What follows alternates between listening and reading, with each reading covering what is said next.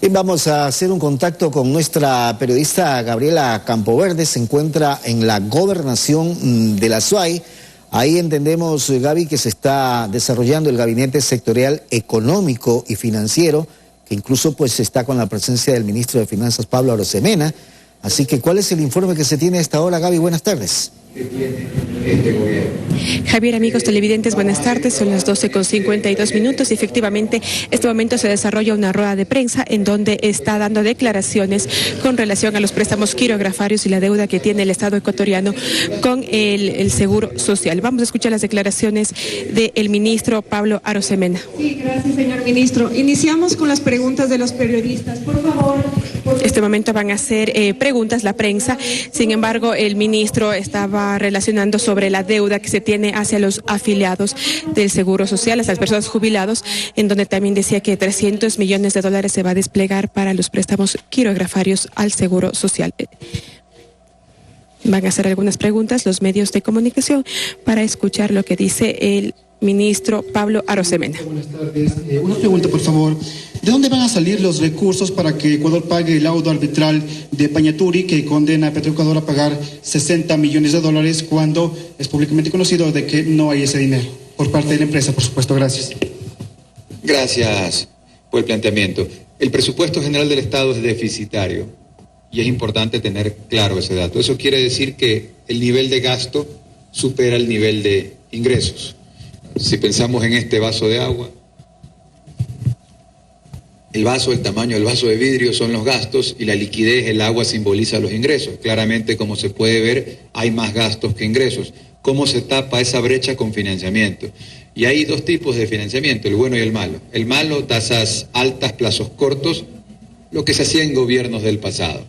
Lo que hacemos con el gobierno de Guillermo Lasso es conseguir financiamiento multilateral, que es el mejor para asegurar el gasto social.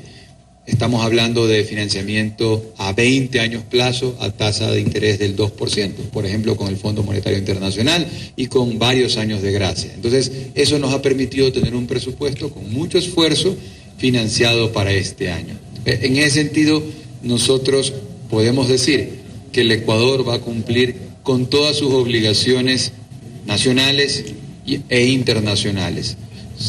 Son esfuerzos que tendremos que hacer. Y claro, $1 que asignas a un sector es $1 que tienes que dejar de asignar a otro sector, eso está claro, ¿no? Al final, la economía son dos huecos y un corcho, tapas uno, se destapa el otro, pero les puedo asegurar que el gobierno nacional va a cumplir siempre con todas sus obligaciones locales e internacionales. Señor ministro, buenas tardes. Gabriela Campoverde de Telerama, estamos en vivo. Queríamos consultarle, nos decía que el gobierno tiene una deuda que viene arrastrando de varios gobiernos anteriores, pero ¿cuál sería la aportación del gobierno nacional, uno, para la obra social? Y con relación al seguro social también, ¿cuál es el aporte que se va a dar ahora para el seguro? Porque aquí, por ejemplo, en la provincia de la SUAY no hay medicamentos, no hay insumos y la queja de los afiliados es increíble. ¿Cuál va a ser el apoyo para los afiliados y también para las personas jubiladas que están esperando, por favor, sus pagos? De acuerdo. Entonces, decíamos hace un instante, tenemos un presupuesto que es deficitario, ¿no? Que se gasta más de lo que se ingresa. Y hay algo importante que hay que mencionar es que todas las deudas que se están pagando en este gobierno son deudas de gobiernos anteriores. Entonces, nosotros no solamente que estamos enfrentando el gasto del año en curso, sino que además estamos destinando recursos para pagar deudas de gobiernos anteriores. Habiendo dicho eso, el presidente de la República ha definido una estrategia, el orden fiscal con enfoque en lo social. ¿Cómo lo estamos aplicando en la práctica? La inversión social es una definición técnica con una metodología creada por el gobierno que estuvo allá por el año 2015, desde Semplades, hoy Planifica, y esa metodología en términos sencillos te dice que todos los recursos que se destinan a salud, educación, trabajo, vivienda y bienestar social, bonos de desarrollo, es lo que se considera como inversión social. Gobierno que lideró las arcas públicas de manera poco prudente en nuestro criterio, pero que decían que destinaban muchos recursos para lo social. El gobierno que estuvo del 2007 al 2017 tuvo un promedio anual de $8.000 millones de inversión social. El gobierno que lo sucedió, nuestro antecesor, destinó algo así como $11.000 millones de inversión social. el gobierno liderado por Guillermo Lasso ha destinado un promedio anual de 13.000 millones de dólares en inversión social. Nunca antes un gobierno ha destinado tantos recursos como el liderado por Guillermo Lasso para la inversión social. Déjenme dar un ejemplo para ser concreto.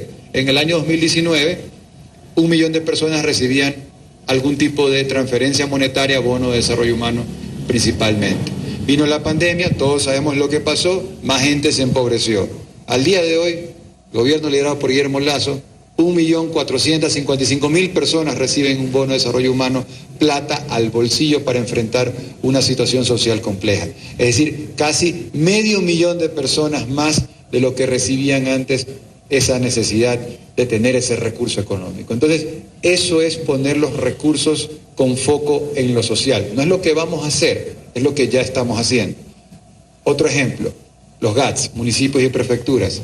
El gobierno tenía una deuda histórica con municipios y prefecturas, pero insisto, al ser histórica, no era una deuda de este gobierno, eran deudas de otros gobiernos que no las habían pagado. Y nosotros hemos venido a plantar cara y resolver los problemas que nadie ha querido ni siquiera reconocer. La deuda histórica con los municipios y prefecturas era el 2015.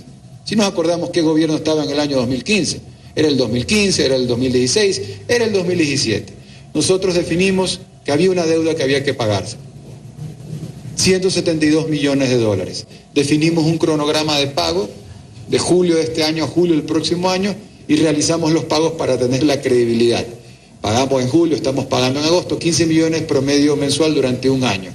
Y estamos saldando una deuda histórica con los GATS. Yo me reuní con los líderes de la AME, la Asociación de Municipalidades del Ecuador, CONGA y CONGOPE, los gremios que aglutinan las prefecturas, y en palabras de ellos, el beneplácito de ellos por decir, pensábamos que esta deuda nunca se iba a pagar. Ahora, ¿cuál es el sentido de ponernos al día con deudas de otros gobiernos, pero que nosotros somos los que estamos poniendo el orden fiscal con enfoque en lo social, hacer que la plata gire? Pagarle al municipio para que el municipio se dé la vuelta y le pague a su proveedor, el proveedor se dé la vuelta y le pague al trabajador, y el trabajador se dé la vuelta y pague en la tienda de la esquina y la plata gire.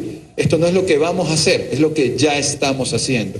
Y con la banca pública aquí presente, específicamente desde el BEDE, se incrementó el cupo al cual acceden los municipios, prefecturas, en 772 millones de dólares adicionales, para pasar de más o menos 1.300 a un poco más de 2.000 millones de dólares en recursos única y exclusivamente para inversión. Esas han sido las declaraciones del ministro de Finanzas.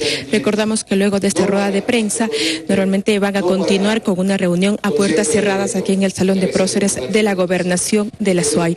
Están conociendo mucho el tema de tributación, el tema arancelario también y el tema de la banca pública.